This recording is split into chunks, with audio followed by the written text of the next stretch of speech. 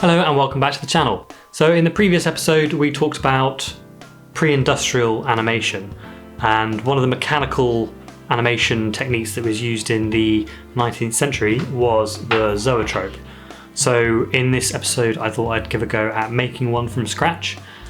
These aren't plans that I've found somewhere and I'm just cutting out and copying. I'm making this up out of my own designs, although following it's a fairly basic theory, so that's not really saying much.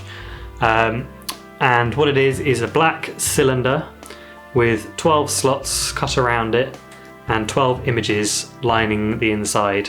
And the idea is that when you spin the cylinder and look through these slots down at the images, it animates them, because the slot blocks out your vision, so you don't just see a blur of images going past, you see them in quick succession.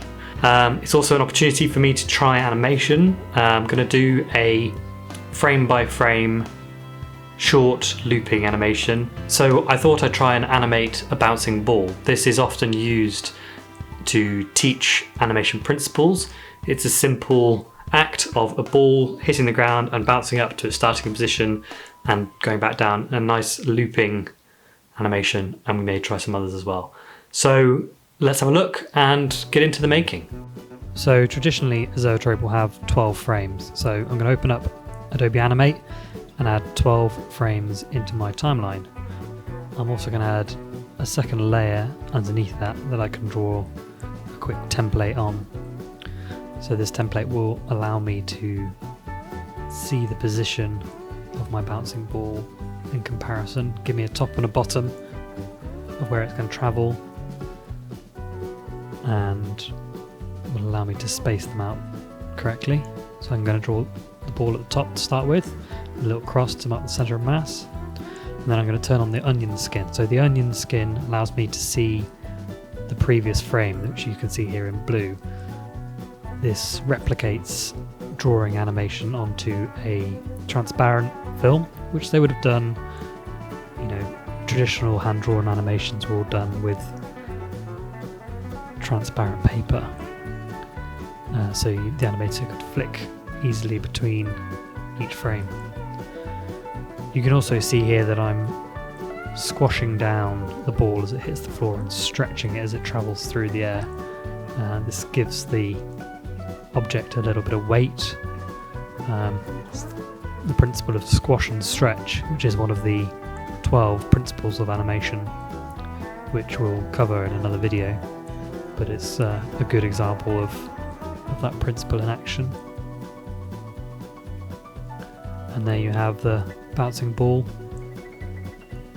Looks a little bit thin at the moment, so I'm just going to fill in each frame with black, give it a bit more contrast, and allow you to see it a bit easier when it's spinning on the zoetrope. Nice and squishy.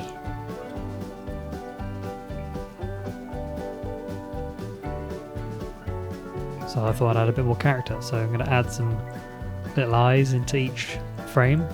You can see all the onion skin layers on top of each other here. I'm also going to add some pupils and a mouth to make a little character.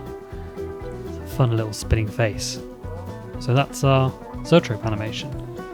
So I'm going to take all 12 frames and put them into 2 rows of 6 on an A4 sheet. So I'm going to make a grid in InDesign, space them all out, make sure they're all the right size, make sure they're as big as they can be without taking up too much space. I'm going to add some cut lines in around them and print it out. And using the same template, I'm also going to separate the grid up into lines that I can cut for the viewing slots of the zoetrope. So this will be transferred onto the black card that will go around the outside, and each of these thick lines will be a viewing slot. So we're going to get those sheets onto the cutting mat and start cutting them out. Nice sharp blade and sharp ruler. Cut out one strip.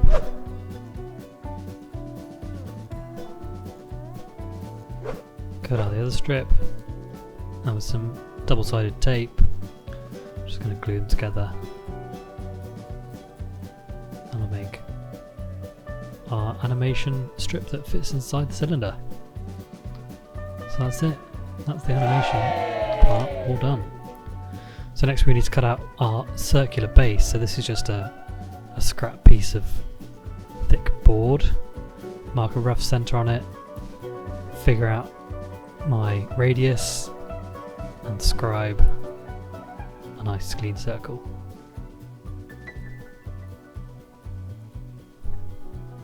Then I'm going to get a Stanley knife, start cutting around the edge. Didn't do a very good job of this, but you won't see it, so shouldn't matter too much. There we go, it's the final thing. Bit of paint on the back from the previous project, but it all fits. That's the main thing. Right, so on to the black outers. This is the bit with the slots in, so I'm just going to mark up the 2 strips that I need, cut those out, and then cut out some slots.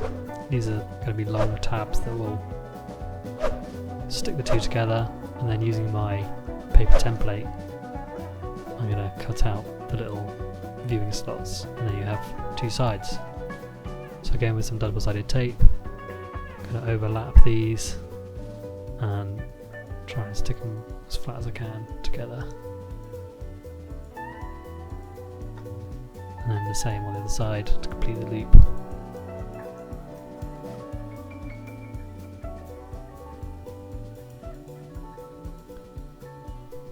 There we have it. That's the outside of our Zoetrope. All seems to fit near enough. So fixing it together, used a bit of hot glue just to pin the board together, and then added some tape to fix it and make sure that it's stuck and was nice and round, kept its shape. That's the thing I was mainly concerned about. As you can see, our little paper strip fits in nicely. The ends aren't set together, so that way it forces itself to the edges of the form. I'll give it a bit of a test spin. There you go, you can see the ball bouncing in the middle. Success! Let's make a wooden box. It's going to be a nice little stand for the Zoetrope to sit onto. I can put all the electrics in, and I'm just going to nail it together. Oh.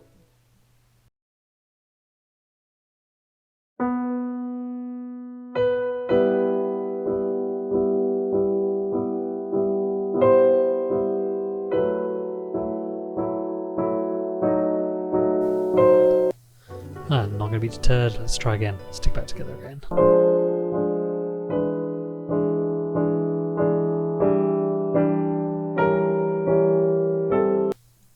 Try again. I got so frustrated with this, I'm just going to bin it off.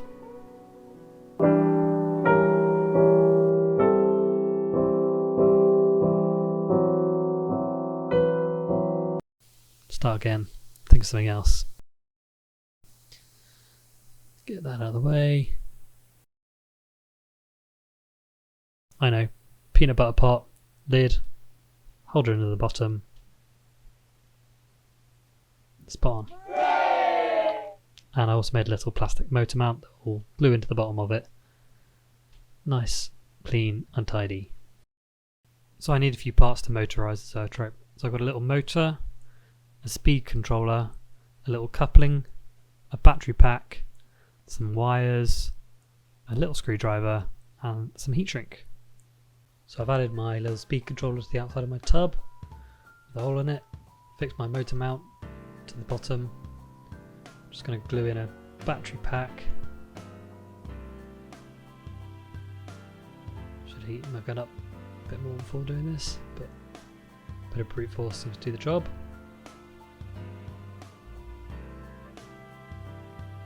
And then get the wires in,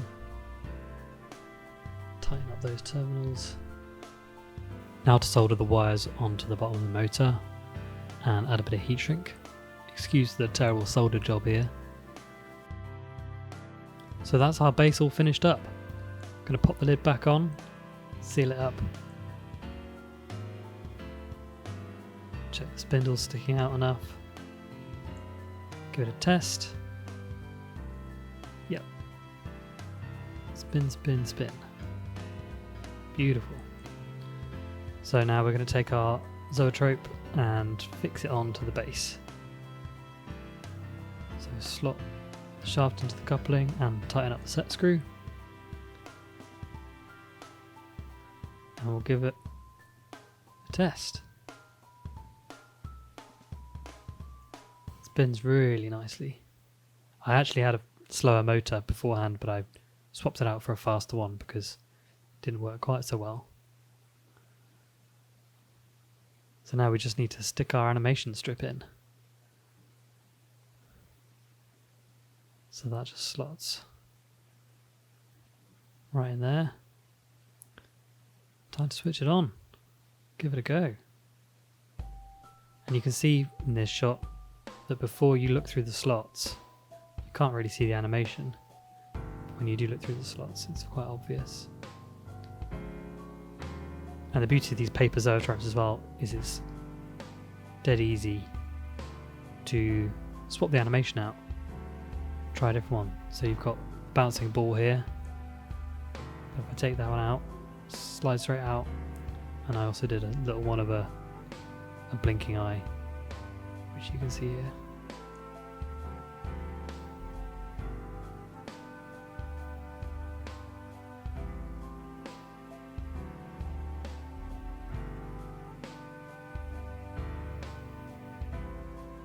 The other thing that makes it a lot better is having a light shining on it, and the darker it is in the room, the clearer the image is. So there you have the Zoetrope. I think it works really well. I'm impressed that I managed to pull it off. I kind of made a lot of it up as I went along, but it does the job. I'll probably make some more strips to go in it. If you want to have a go at making this Zoetrope, I'll leave a list of all of the mechanical parts I bought on Amazon, as well as the templates for the different cutouts, and I'll even leave PDFs of the little animation strips. So you shouldn't need much else to be able to make it. If you do, I'd love to see them. So comment and let me know if you made one yourself. So thanks for watching. Subscribe if you like the content. There'll be more making videos coming along, as well as other animation stuff in the future. So thanks for watching, and I'll see you next time.